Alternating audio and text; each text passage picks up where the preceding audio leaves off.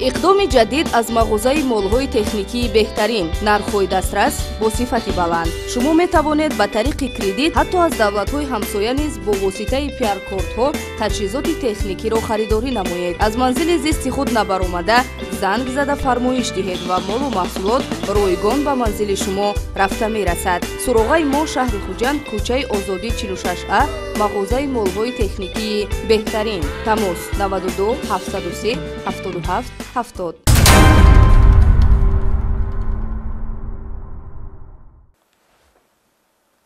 бинандагони гиромӣ салом. барномаи иттилоотии криминалии ахбори вазорати корҳои дохилӣ ки бозгӯ аз вазъи ҷиноии як ҳафтаи охири кишвар ва дастоварду фаъолияти кормандони вазорати корҳои дохилӣ аст, тавассути телевизиони Тоҷикистон манзуратон мегардад. дар студия бо шумо ман Моҳрухсор Таваллузода.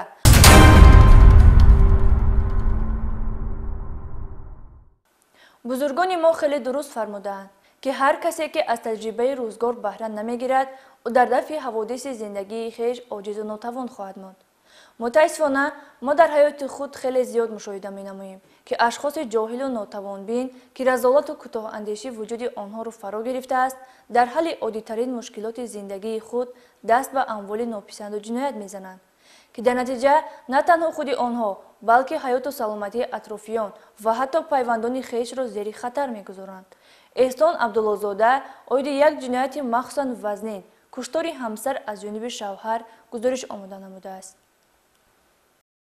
муносибатҳои оилавиро саҳлу сода пиндоштан ва ҷои сабру таҳаммул, хашму ғазабро интихоб намудан аксар вақт ба ҷинояти вазнин ва махсусан вазнин анҷомида таъсири манфии он ба ҷомеа низ асар мегузорад.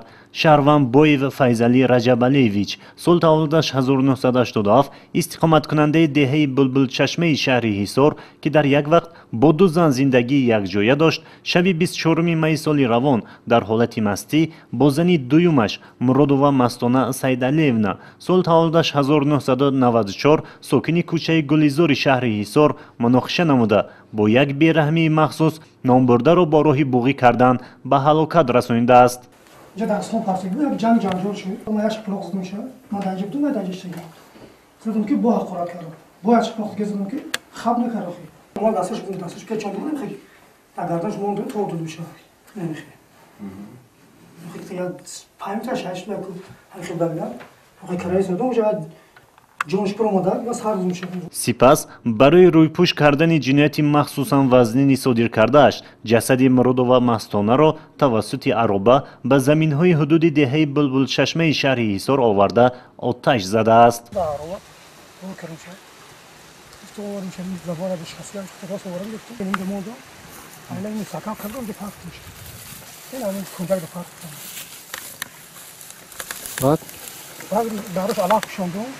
البته خیلی مستحکم حالا خب چون ما هم جمع کردیم یک خود تو حالا چاپ کنیم میزنه که تو در دو نفرش که یک متر روزی دارو چوش نه اجای گروه خود دادم مسئله آتش دادید با چی مقصد سودا نیست که هیچ کی نبینه هیچ خبر نشما برای مقصد کارمندان شعبه وزارت کارهای داخلی در شهر حصار با براه ماندن متدهای مخصوص اپراتیوی و دایر کردن چاره‌بینی اپراتیوی جستجویی بعد پیدا گردیدن جسد مرحوم در گرم و گرمی جنایت مخصوصا وزن را آشکار و صادر کننده آن را دستگیر نمودند. سنه 24 می سال 2023 با رسیدن خبر عاید جسد شخصیتش نامعلوم روی اپراتیوی شعبه وزارت کارهای داخلی در شهر حصار با جای حادثه سریع حاضر گردیدند.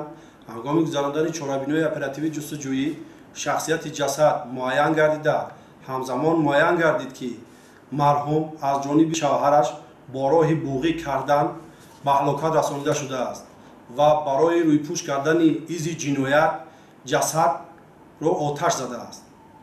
قانونگذار بهوده دوزنگی یا سرزنگی را یعنی با دو یا یک چند زن زندگی کردن با پیشبری خواجگی عمومی را کرداری غیر قانونی یعنی جنایت اعتراف نکرده است، زیرا یکی از سبب‌های سرد گردیدن مناسبت‌های عائلوی و در این زمینه صادر گردیدن جنایت‌های وزنین رعایت نکردن طلبات همین بند قانونگذاری میباشد. مورد ذکر است که در حالت مستی صادر کردن جنایت مخصوصا وزنین و آتش زدن جسد با مقصد از بین بردن ایز جنایت جوابگری را برای بوی فیضلی در نزد قانون وزنین‌تر می‌نماید. وابسته به حالت مذکور در پروکراتور شهر حصار نسبت دستگیر شده با دسترسی ماده 104 کدکس جنایتی جمهوری تاجیکستان پرونده جنایتی آغاز گردیده در پیشبرد تفتیشات قرار دارد.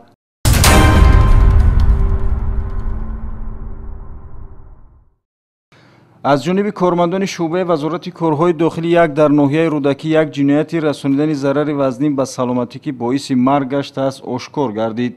سنه 19 می سال 2023 تخمینا ساعت 14:40 نابالغ 17 ساله ساکن ناحیه سینوی شهر دوشنبه در نزد راه ماشینگرد دهه چاریکران ناحیه رودکی با اکرم محمدعلی سال تولدش 1963 ساکن شهر دوشنبه دکتری بیمارخانه استقلال بحث و مناظره کرده با استفاده زورآوری با مشت یک مرتبه به قسم روی اکرموف زده است که در نتیجه نام برده به زمین افتاده سرش به بتون کنار راه برخورده است.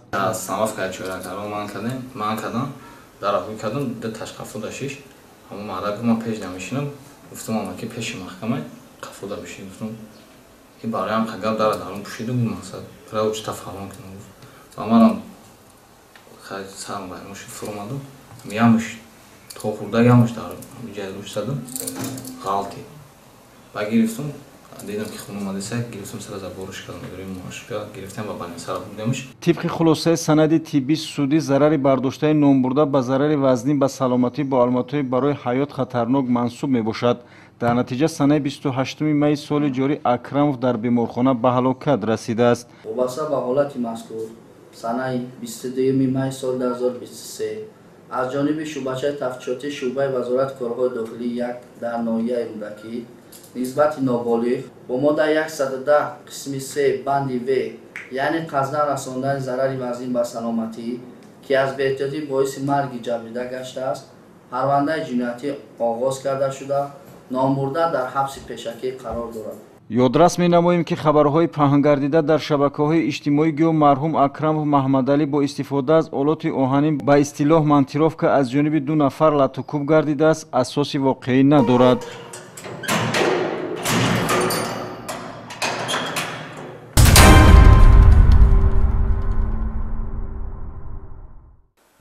مقامات کارهای داخلی در ناحیه دوستی پرورش غیرقانونی نهال کوکنار را آشکار نمودند. میلیسیا نگذاشت که هدف ناپاک عملی و از نتیجه گردش واسطه نشأت‌دار به سلامتی اهالی ضرر رسانیده شود. از زمین نزد حوالگی بازداشت گردیده 1400 بیخ نهال کوکنار دریافت و مصادره کرده شد. گزارش نوبتی در این خصوص.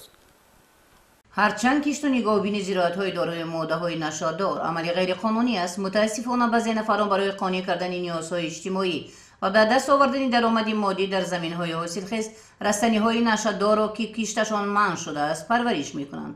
از جانب کارمندان شعبه‌چه کافتکاوی جنایتی شعبه وزارت کارهای داخلی در ناحیه دوستی هنگام سنجش اخبارات فوری و از نظرگذرانی حولی استقامتی شهروند شفیف شیرالی سالی تولدش 1962 استقامت کننده دهه لاوتی ناحیه دوستی معین کردند که نام برده دانه‌های زراعتی موادهای نشه‌آور کشتشان منع شده نمود کوکنارو در زمین کارمی نزد حوالگی‌اش کشت و با نگاهبین مخصوصی اگروتکنیکی پرورش نموده است. گیاه‌های در ترکیبش ماده‌های نشادار داشته کشتشان منع شده نمود کوکنار در حالت خوبی نشونما بوده 1400 بیخ را تشکیل می‌دهند. کارمندان میلیسیا در وقتی از نظرگذرانی حولی استقامتی گمان بر شونده شفیف شیرالی ماده‌های نشاداری کشتشان منع شده نمود کوکناری از نظرها پنهان کرده کشاورز را دریافت و ریشه‌کن کردند. برای چنین عمل غیرقانونی نسبت گمان بر شده با ماده 204 قسم 4 کدکس جنایتی جمهوری تاجیکستان پرونده جنایتی آغاز کرده شده تفتیشات ادامه دارد.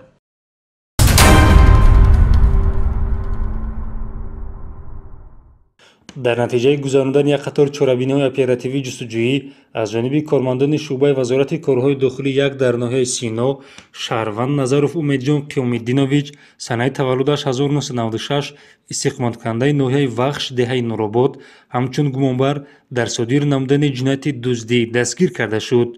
قابل ذکر است ки навори лаҳзаи ҷинояти дуздии номбурда дар шабакаҳои иҷтимоӣ низ нашр гардида вокунишҳои манфии шаҳрвандонро ба миён оварда буд. зимни санҷиш муайян гардид ки номбурда санаи 26 майи соли ҷорӣ тақрибан соати 5:26 ба дорухона воқеъ дар ноҳияи Сино кӯчаи Саъдии Шерозӣ ворид гардида аз хоб будани фурӯшанда истифода намуда, аз он ҷо як адад планшетро тасарруф намуда аз ҷои ҳодиса фирор намудааст. номбурда бо содир намудани ин амали ҷиноятии худ ба ҷабрдида ҷавони 20 солаи сокини шаҳри Душанбе ба маблағи 15 000 сомонӣ зарар расонидааст. баъди аз ҷониби кормандони милитсия дастгир гардидан, аз гумонбаршаванда Назаров Умедҷон планшети рабудашуда ҳамчун далели шайъӣ дарёфту мусодира карда шуд.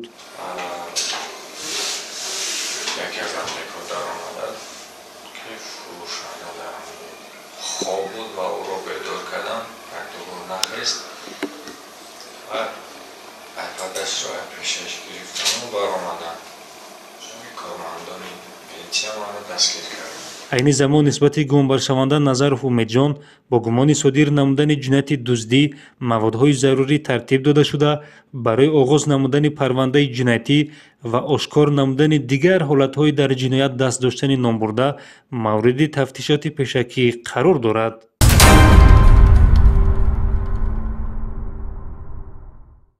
бо мақсади иҷрои талаботи қонуни ҷумҳурии Тоҷикистон дар бораи масъулияти падару модар дар таълиму тарбияи фарзанд, ошкор намудани ҳуқуқвайронкунӣ дар самти оварагардию шабонагардии ноболиғону ҷавонон, кормандони бахши огоҳонӣ ва пешгирӣ дар байни ноболиғон ва ҷавонони шаҳри Кунибодом санҷишҳои пешгирикунанда ва корҳои фаҳмондадиҳиро дар марказҳои интернетӣ ва нуқтаҳои бозиҳои компютерӣ мақсаднок ба роҳ мондаанд.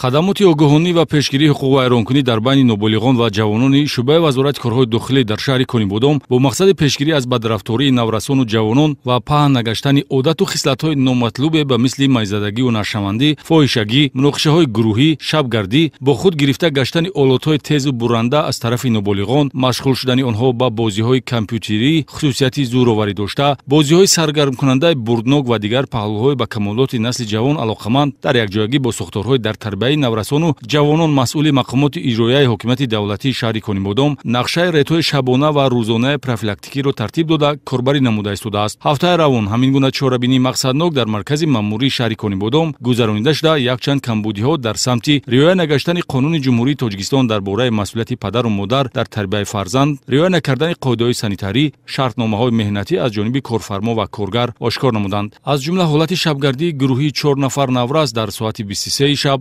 беҷои зисти доимӣ, дафтарчаи санитарӣ ва шартномаи меҳнатӣ ҷалб гардидани духтарон ба ҳайси раққоса дар дискаклуб, қарор доштани ҷавонони то 20 сола дар маркази бозиҳои букмекерӣ дар ҷараёни рейд ба қайд ва нисбати ҳуқуқвайронкунандагон маводи маъмурӣ тартиб дода шуд. асосан нуқтаҳои ҷамъшавии наврасону ҷавонон, марказҳои дилхушӣ, бозиҳои букмекерӣ ва компютерӣ санҷида шуданд. натиҷаи чорабинии мазкур тартиб додани 11 протоколи ҳуқуқвайронкунии маъмурӣ нисбати ҳуқуқвайронкунандагон мебошад.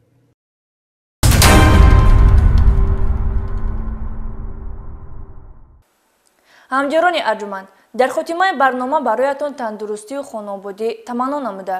умед дорем ки бо робитаю ҳамкориҳои шумо бо мақомоти милитсия вазъи ҷомеа беҳтар ва кирдорҳои ҷиноӣ сари вақт ошкору пешгирӣ карда мешаванд. ба ояндаи ватан хушбин бошед.